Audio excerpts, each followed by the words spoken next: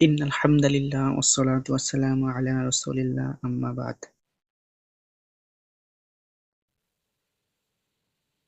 আসসালামু আলাইকুম সম্মানিত প্রিয় উম্মাহ, আজকে আপনাদের সামনে একটি গুরুত্বপূর্ণ বিষয় নিয়ে আলোচনা করব। বিষয়টি হলো, বাংলাদেশে একটি হাইওয়ান আছে। হাইওয়ানের নাম হলো ইমরান বিন বশির। আপনি হয়তো অনেকে তাকে চেনেন, দেখছেন। তো আমি ছোটবেলায় ওস্তাদের কাছ থেকে শুনতাম যে শয়তান নেক্সট সুরতে ধোঁকা দেয়। এই ইমরান বিন বশিরকে না দেখলে হয়তো বুঝতে পারতাম না যে শয়তান কিভাবে নেক্সট সুরতে ধোঁকা দেয়। এই হাইওয়ান, যাকে আমাদের এক ভাই আছে কালাকুত্তা নাম দিয়েছে, তো এই কালাকুত্তা নেক্সট সুরতে কিভাবে মুসলমানদেরকে ধোঁকা দিচ্ছে, এই হাইওয়ানকে না দেখলে বুঝতে পারতাম না। তো যাই হোক, সে ইতিপূর্বে ইউটিউবে একটি ভিডিও আপলোড করছে। ভিডিওটি হলো সুনানে নাসাই শরীফের একটি হাদিস উল্লেখ করে সে আমাদের প্রিয় নবী, আমাদের প্রাণের নবী, যাকে আমাদের পিতামাতা, আমাদের সন্ততি, সন্তান থেকে, মাল থেকে, সম্পদ থেকে, নিজেদের থেকেও সবচেয়ে বেশি ভালোবাসি, মহব্বত করি, সে মুহাম্মদ সাল্লাল্লাহু আলাইহি ওয়াসাল্লামের ব্যাপারে তার চরিত্রে কালো দাগ রোপণ করার চেষ্টা করেছে, কালো দাগ লাগানোর অপচেষ্টা চালিয়েছে। তো সেই হাদিসটি আজকে আমরা আপনাদের সামনে উল্লেখ করে বিষয়টি স্পষ্টভাবে বুঝিয়ে বলবো যে সেদিন বা এই হাদিসে কি উল্লেখ আছে, কি বলা হয়েছে। এই হাদিসটা উল্লেখ করে এই কালাকুত্তা একটা বিষয় সে বারবার অভিযোগ করেছে, অভিযোগ করেছে, সেটা হলো যে নাউজুবিল্লাহ, আল্লাহ রসুল সেই দিন রাতে অন্য কোনো নারীর ঘরে যাওয়ার ইচ্ছা করেছেন। নাউজুবিল্লাহ, সে এই কথাটা উল্লেখ করে, ধারণা করে, নিজের পক্ষ থেকে যোগ করে মুসলমানদের অন্তরে সংশয় সৃষ্টি করতেছে। তো আমি আপনাদেরকে প্রথমে হাদিসটা পুরো পড়ে শোনাবো, তারপরে প্রত্যেকটি প্যারা নিয়ে আলাদা আলাদা করে ব্যাখ্যা করে সবকিছু ভালো করে বুঝে বলবো ইনশাল্লাহ। তো এই কালাকুত্তা হাদিসটাকে পড়ে মানুষদেরকে ধোঁকা দিয়েছে অনেকভাবে। কিন্তু সে যে অভিযোগটা করেছে, অভিযোগটা হলো যে আল্লাহ রসুল অন্য কোনো নারীর ঘরে যাওয়ার ইচ্ছা করেছিলেন। নাউজুবিল্লাহ, এই কথাটা, এই এতটুকু কথাটা হাদিসের পুরো টেক্সটের মধ্যে, ইবারতের মধ্যে কোথাও উল্লেখ নেই। তাহলে সে এই কথাটা নিজে থেকে অ্যাড করে, যুক্ত করে মানুষদেরকে ধোঁকা দিচ্ছে। চলুন আজকে আমরা এই বিষয়টি স্পষ্ট করব এবং এই নাস্তিকদের মিথ্যাচার কিভাবে যে করে তা আপনাদেরকে স্পষ্ট দেখিয়ে দেবো ইনশাল্লাহ। তো প্রথমে আমরা চলুন আগে হাদিসটা পড়ে আসি। তো বাংলায় পড়ি, আরবি পড়লে অনেক সময় লাগবে, আমরা বাংলাটাই পড়ি। সুলাইমান ইবনে দাউদ রহিমাহুল্লাহ মুহাম্মদ ইবনে কায়েস থেকে বর্ণিত, তিনি বলেন, আমি আয়শা রাদিয়াল্লাহু তাআলা থেকে শুনেছি, তিনি বলেন, রাসূলুল্লাহ সাল্লাল্লাহু আলাইহি ওয়াসাল্লাম এবং আমার ব্যাপারে কি তোমাদেরকে বর্ণনা করব না? আমরা বললাম, কেন করবেন না? তিনি বললেন, একবার রাসূলুল্লাহ সাল্লাল্লাহু আলাইহি ওয়াসাল্লাম আমার পালার রাতে ঈশার নামাজ আদায়ের পর ফিরে আসলেন। তারপর তার জুতা পায়ের দিকে রাখলেন, তার চাদর রেখে দিলেন এবং তার একটি লুঙ্গি বিছানার উপর বিছালেন।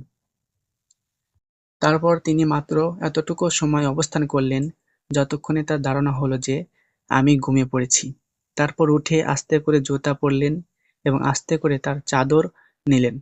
তারপর আস্তে করে দরজা খুললেন এবং বের হয়ে আস্তে দরজা চাপিয়ে দিলেন।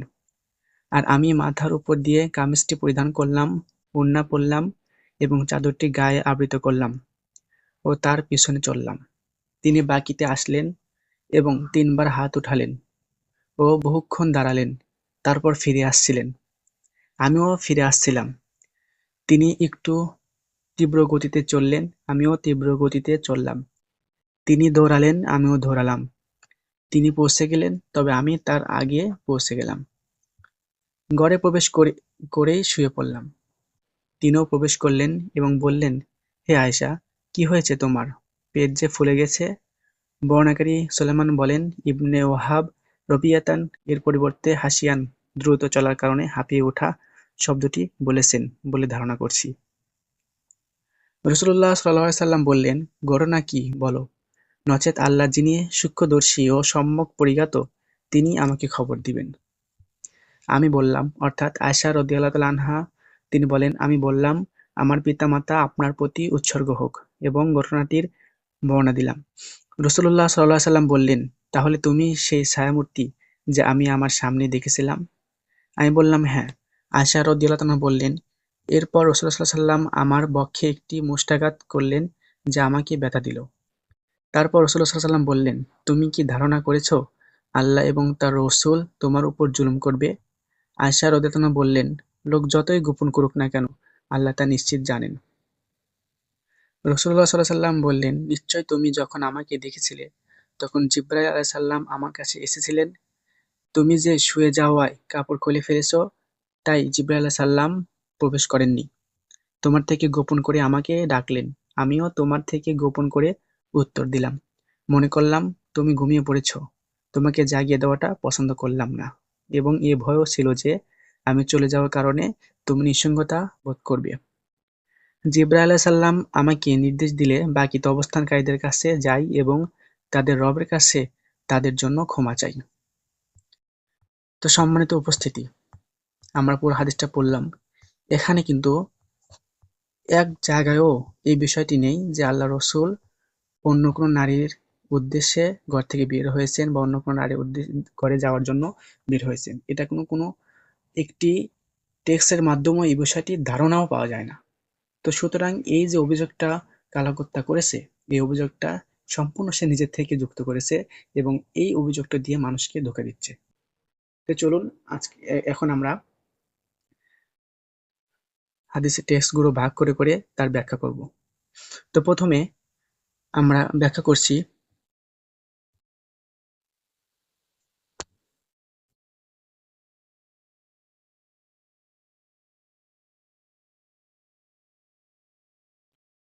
উম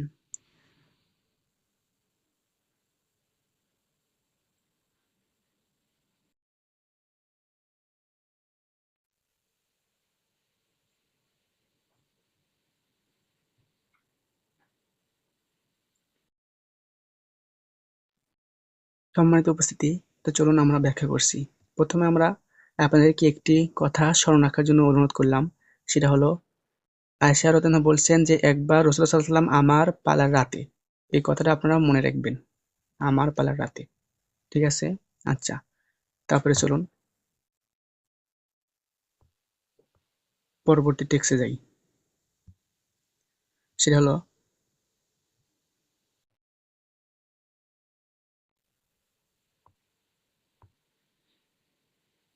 তারপর তার জুতা পায়ের দিকে রাখলেন, তার চাদর রেখে দিলেন এবং তার একটি লুঙ্গি বিছানার উপর বিছালেন। আচ্ছা, এই কথাটা বলে এই কালাকুত্তা একটু নাক ছিটকাইছে। আচ্ছা, আমাকে বলেন তো এখানে নাক ছিটকানো কি আছে? স্বাভাবিক আমরা যখন ঘুমাইতে যাই তখন আমরা এই কাজটা করি। জুতাগুলো আমাদের পায়ের কাছে রাখি এবং চাদর রেখে দেই শরীরের এবং অনেকে আমরা বিছানার শোয়ার আগে, ঘুমানোর আগে বিছানার উপরে কিছু কাপড় বিছিয়ে নিই। হয় গামছা অথবা ওড়না অথবা লুঙ্গি। তো আল্লাহ রসুল এই কাজটা করেছেন। এখানে নাক ছিটকানোর কি আছে? এটা তো স্বাভাবিক বিষয়। আচ্ছা, চলুন এবার আমরা দ্বিতীয় টাস্কে যাই।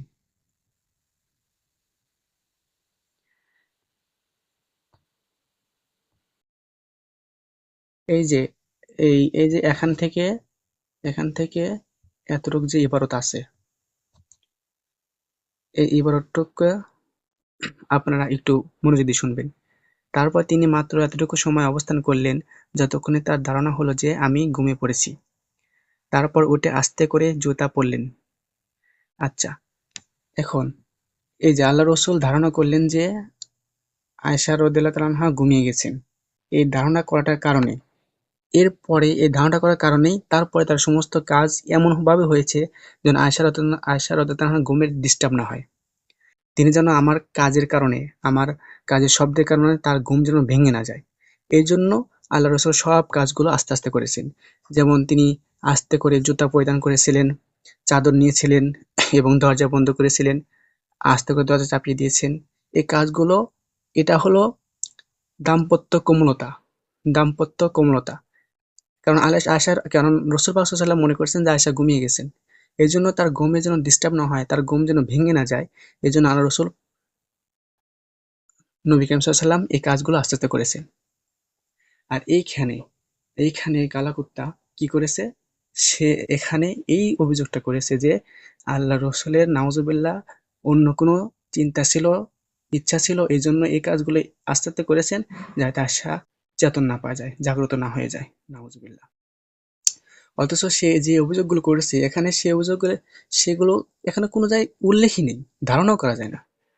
এখানে যে নবী করিম সাল্লাল্লাহু আলাইহি ওয়াসাল্লাম আস্তে, আস্তে কাজগুলো করেছেন এটা এইজন্য কারণ আল্লাহ রাসূল ভেবেছিলেন যে আয়েশা ঘুমিয়ে গেছেন। তার ঘুমে যেন ডিস্টার্ব না হয় এজন্য তিনি এই কাজগুলো সবগুলো আস্তে, আস্তে করেছেন। তো চলুন আমরা এই বিষয়টা যাতে স্পষ্ট হলো ২য় পর্বে যাই।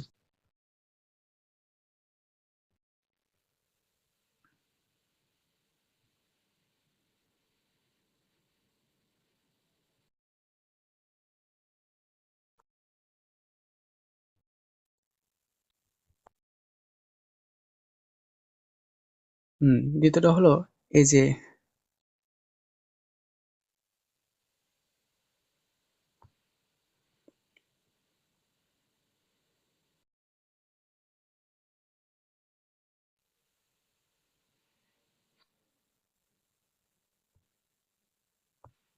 এখানে নবী করিম সাল্লাল্লাহু আলাইহি ওয়াসাল্লাম বলছেন যে, "তাহলে তুমি সেই ছায়ামূর্তি যা আমি আমার সামনে দেখেছিলাম।" তো এই কথার উল্লেখ করে এই কালাকুত্তা বলছে যে নবী আয়েশা রাদিয়াল্লাহু আনহা যে আসতেছেন তার পিছে, পিছে এটা জানার কারণে তিনি জান্নাতুল বাকিতে গিয়েছেন। এই কথার স্পষ্ট বা ব্যাখ্যা মানে কি হবে এটা নবী হাদিসের শেষে বলেছেন। এখানে নবী করিম সাল্লাল্লাহু আলাইহি ওয়াসাল্লাম যে আয়েশা রাদিয়াল্লাহু আনহা ছায়ামূর্তি দেখছেন, ছায়ামূর্তি দেখার আগেই জিবরাইল সাল্লাল্লাহু আলাইহি ওয়াসাল্লাম আয়েশার ব্যাপারে নবীকে খবর দিয়েছেন। তো সুতরাং এখানে অভিযোগ করার কোনো সুযোগ নেই। তো আমরা এখন ২য় টেক্সটে যাই। অন্যটায় যাই। অন্যটায় যাই। এখন আমরা এই এতটুকু ইবারতের টেক্সটের পুরো যে কথাটা এখানে আছে, নবী করিম সাল্লাল্লাহু আলাইহি ওয়াসাল্লাম বলেছেন, এটা পুরো হাদিসের এখানে সব খোলাসা হয়ে যাবে, স্পষ্ট হয়ে যাবে।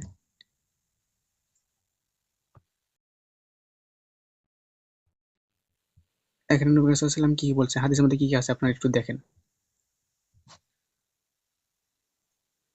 রাসূল সাল্লাল্লাহু আলাইহি ওয়াসাল্লাম বললেন, "নিশ্চয় তুমি যখন আমাকে দেখছিলে তখন জিবরাইল সাল্লাল্লাহু আলাইহি ওয়াসাল্লাম আমার কাছে এসেছিলেন। তুমি যে শুয়ে যাওয়ার কাপড় খুলে ফেলেছ, তাই জিবরাইল সাল্লাল্লাহু আলাইহি ওয়াসাল্লাম তোমার থেকে গোপন করে আমাকে ডাকলেন।" স্বাভাবিকভাবে জিবরাইল সাল্লাল্লাহু আলাইহি ওয়াসাল্লাম ঘরে প্রবেশ করেই নবীকে ডাকতেন, ওহী নাযিল হতো।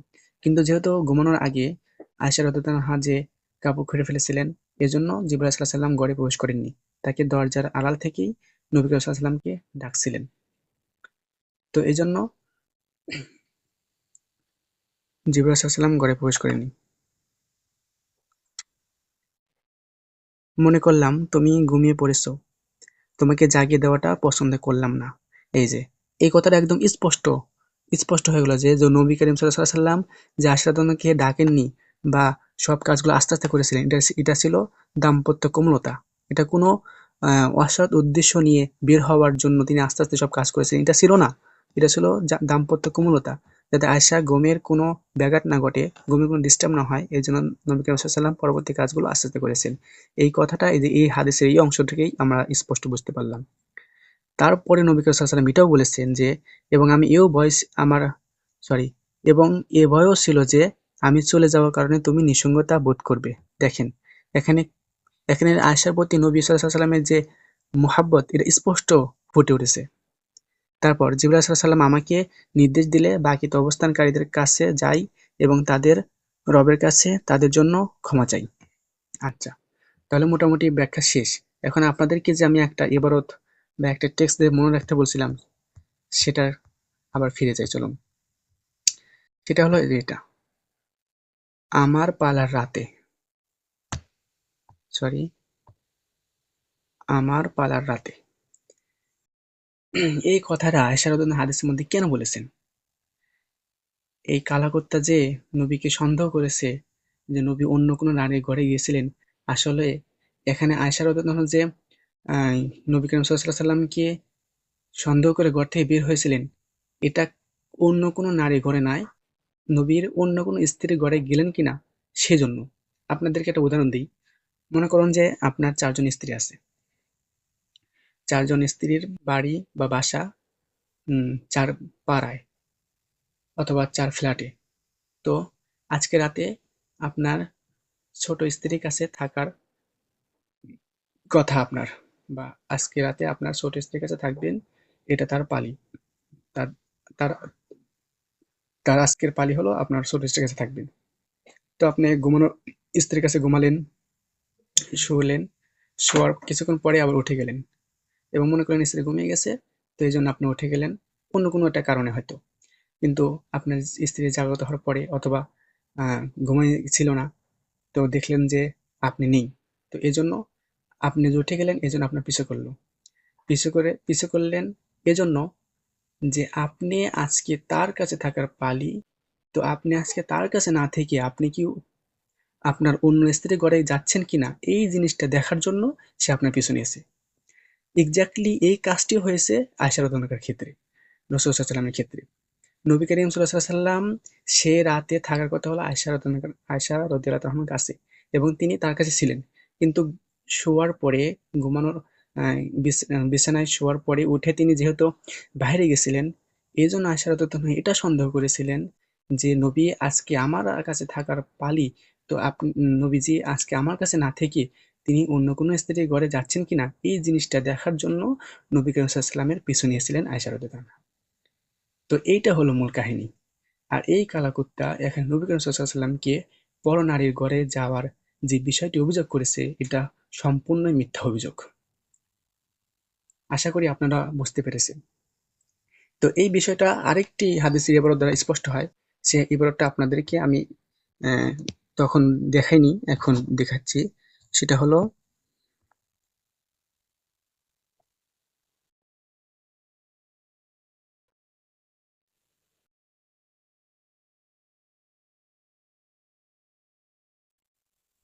এই যে, হ্যাঁ, ইবারতটা পেয়েছি। সেটা হলো এই যে,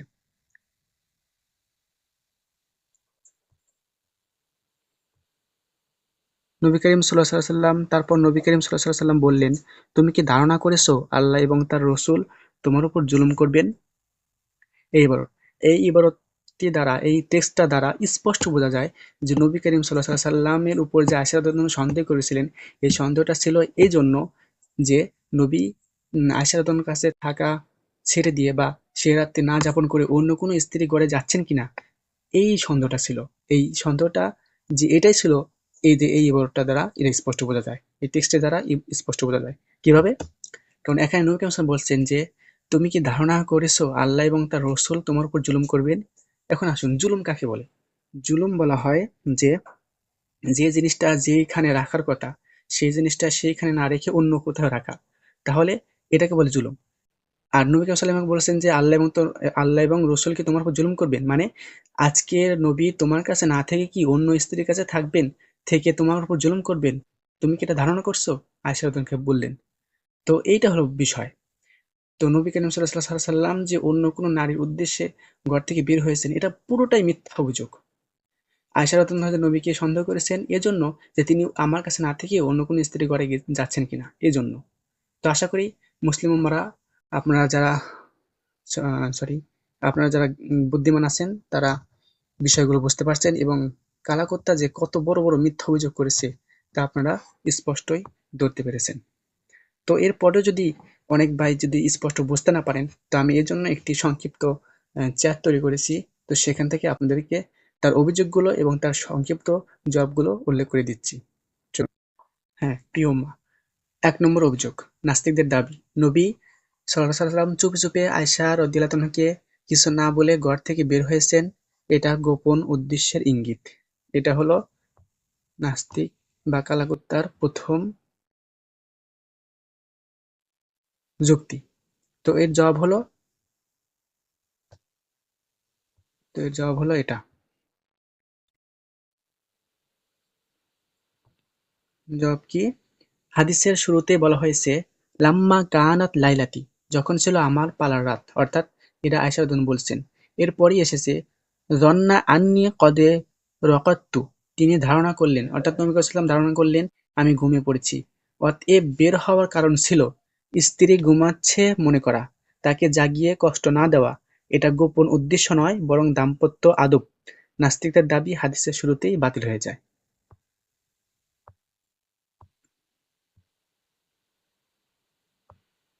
আচ্ছা, এবার চলুন ২য় নম্বর যুক্তি। এটা হলো তার ২য় নম্বর যুক্তি নাস্তিকদের। যুক্তিটা কি? নাস্তিকদের দাবি, নবী সাল্লাল্লাহু আলাইহি ওয়াসাল্লাম অন্য কোনো নারীর কাছে যাচ্ছিলেন, আয়েশা রাদিয়াল্লাহু তাআলা আনহা জেনে ফেলায় তিনি ঘুরে জান্নাতুল বাকিতে গেলেন। জবাব হলো, হাদিসের শেষাংশে রাসূল সাল্লাল্লাহু আলাইহি ওয়াসাল্লাম স্পষ্ট বলেছেন, ফাইন্না জিবরিলা আতানি, জিবরাইল আমার কাছে এসেছিলেন, ফাআমারানি আন আতিয়া আহলাল বাকি, তিনি আমাকে বাকিতে যাওয়ার নির্দেশ দিয়েছেন। অতএব যাওয়ার সিদ্ধান্ত আগেই নির্ধারিত। অর্থাৎ নবী করিম সাল্লাল্লাহু আলাইহি ওয়াসাল্লাম যখন ঘর থেকে বের হচ্ছেন বা ঘর থেকে বের হবেন, সে সময় তিনি কোথায় যাবেন এই বিষয়টি স্পষ্ট। কারণ তিনি নিজে ইচ্ছায় বের হননি। জিবরাইল আলাইহিস সালাম আসছিলেন, এসে তাকে ডেকে জান্নাতুল বাকিতে নিয়ে গেছেন। তো নবী করিম সাল্লাল্লাহু আলাইহি ওয়াসাল্লাম জিবরাইল আলাইহিস সালামের আসার কারণে, তাকে ডাকার কারণে তিনি জান্নাতুল বাকিতে গেছেন। নবী করিম সাল্লাল্লাহু আলাইহি ওয়াসাল্লাম যে অন্য কোথায় যাচ্ছেন, অন্য কোনো উদ্দেশ্যে বের হচ্ছেন, এটা না। এটা না। ঘর থেকে বের হওয়ার আগেই কোথায় যাবেন, গন্তব্য কোথায়, এটা রাসূল সাল্লাল্লাহু আলাইহি ওয়াসাল্লাম জানেন। সেটা হলো জান্নাতুল বাকিতে। অতএব যাওয়ার সিদ্ধান্ত আগেই নির্ধারিত, গন্তব্য আগেই জান্নাতুল বাকি। আয়েশা রাদিয়াল্লাহু আনহা জানার সঙ্গে এর কোনো সম্পর্ক নেই। কারণ আয়েশা রাদিয়াল্লাহু আনহাকে আল্লাহর নবী জানাননি এজন্য। কারণ তিনি মনে করছেন যে আয়েশা রাদিয়াল্লাহু আনহা ঘুমিয়ে গেছেন। এজন্য আয়েশাকে না বলে তিনি ঘর থেকে বের হয়েছেন, যাতে তার ঘুমের কোনো ডিস্টার্ব না হয়। ৩ নম্বর যুক্তি। নাস্তিকদের দাবি, আয়েশা রাদিয়াল্লাহু আনহা নিজেই সন্দেহ করেছিলেন যে নবী সাল্লাল্লাহু আলাইহি ওয়াসাল্লাম অন্য কোনো নারীর কাছে যেতে পারেন। জবাব, হাদিসের শুরুতে আমার পালার রাত উল্লেখ প্রমাণ করে আয়েশা রাদিয়াল্লাহু আনহা এর কৌতূহল ছিল। পালার রাতে অন্য স্ত্রীর কাছে যাওয়া হয়েছে কিনা, পরনারী প্রসঙ্গ হাদিসে নেই। এটা নাস্তিকদের সংযোজন। মানে তারা এটা বৃদ্ধি করেছে আরকি। তাহলে নবীকে আয়েশা রাদিয়াল্লাহু আনহা এটা সন্দেহ করেছিলেন, এই সন্দেহটার কারণ ছিল, কারণ সেদিন ছিল আয়েশা রাদিয়াল্লাহু আনহার কাছে রাত্রি যাপনের দিন, রাত্রি যাপনের রাত। সুতরাং সেই রাতে নবী অন্য কোথাও যাচ্ছেন কিনা, অন্য কোনো স্ত্রীর কাছে যাচ্ছেন কিনা, এইটা সন্দেহ করে তিনি নবী সাল্লাল্লাহু আলাইহি ওয়াসাল্লামের পিছু নিয়েছিলেন। বাস, তাহলে এটা স্পষ্ট হয়ে গেল। ৪ নম্বর যুক্তি। নাস্তিকদের দাবি, নবী এর কথা তুমি কি ভাবলে আল্লাহ ও তার রাসূল তোমার উপর জুলুম করবেন? এটাই প্রমাণ যে আয়েশা সন্দেহ করেছিলেন। এর জবাব হলো সহজ। জুলুম শব্দটি ব্যবহৃত হয়েছে কারণ প্রসঙ্গ ছিল। পালার অধিকার, স্ত্রীর হক লঙ্ঘন যদি পরনারীর প্রশ্ন হতো, সেখানে জুলুম নয় বরং হারাম ও ফাহিশা প্রসঙ্গ আসতো। অতএব এই বাক্য প্রমাণ করে, এই জুলুম শব্দেরও প্রমাণ করে যে আয়েশা রাদিয়াল্লাহু আনহা এটা সন্দেহ করেছিলেন যে তিনি আমার কাছে না থেকে অন্য কোনো স্ত্রীর কাছে যাচ্ছেন কিনা। ৫ নম্বর যুক্তি। নাস্তিকদের দাবি, সবকিছু পরে ব্যাখ্যা দেওয়া হয়েছে, এটা পরিস্থিতি সামাল দেওয়ার চেষ্টা। জবাব, হাদিসের শেষাংশে নবী সাল্লাল্লাহু আলাইহি ওয়াসাল্লাম নিজেই বলেন, জিবরাইল আগে এসেছিলেন, আমি ভেবেছিলাম তুমি ঘুমাচ্ছ, তোমাকে জাগাতে চাইনি। এটা আয়েশা রাদিয়াল্লাহু আনহা বলেছেন। অতএব ব্যাখ্যাটি ঘটনার আগের কারণ, পরের অজুহাত নয়। বুঝছেন? এটা বুঝে দিই। মানে নবী সাল্লাল্লাহু আলাইহি ওয়াসাল্লাম জান্নাতুল বাকিতে এসে আয়েশা রাদিয়াল্লাহু তাআলা আনহাকে পুরো ঘটনা খুলে বলতেছেন। তো এই ঘটনাটা খুলে বলাটা, এটা নাস্তিকরা ধরেছে হলো কি পরিস্থিতি সামাল দেওয়ার চেষ্টা। কিন্তু না, এটা পরিস্থিতি সামাল দেওয়ার চেষ্টা না। এটা পুরো ঘটনাটা নবী সাল্লাল্লাহু আলাইহি ওয়াসাল্লাম তাকে আয়েশা রাদিয়াল্লাহু আনহাকে স্পষ্টভাবে বলে দিয়েছেন। আমরা নবীকে বিশ্বাস করি। নবী সাল্লাল্লাহু আলাইহি ওয়াসাল্লাম, আমরা মুমিন, আমরা নবী সাল্লাল্লাহু আলাইহি ওয়াসাল্লামকে একদম মনে প্রাণে বিশ্বাস করি। সুতরাং নবী সাল্লাল্লাহু আলাইহি ওয়াসাল্লাম যেটা বলছেন সেটাই হক, সেটাই সত্য। আর নাস্তিক তোমরা, এই কালাকুত্তারা, তারা নিজেদের পক্ষ থেকে যেটা সংযোজন করে দিবে, যোগ করে দিবে, সেটা আমরা কখনোই মেনে নেব না এবং বিশ্বাস করব না। এটা তাদের অপপ্রচার, মিথ্যাচার, অপব্যাখ্যা। তো আল্লাহ তাআলা আমাদের প্রিয় মুসলিম উম্মাহকে সঠিক বুঝ দান করুক এবং তারা যেন হকটা গ্রহণ করে এ সমস্ত কালাকুত্তাদের ফাঁদে পড়ে নিজের ঈমান হারানোর জন্য না হয়ে যায়। আল্লাহ তাআলা আমাদের সবাইকে তার দ্বীনের উপর অবিচল থাকার তৌফিক দান করুন। আমিন ইয়া রাব্বাল আলামিন। আসসালামু আলাইকুম।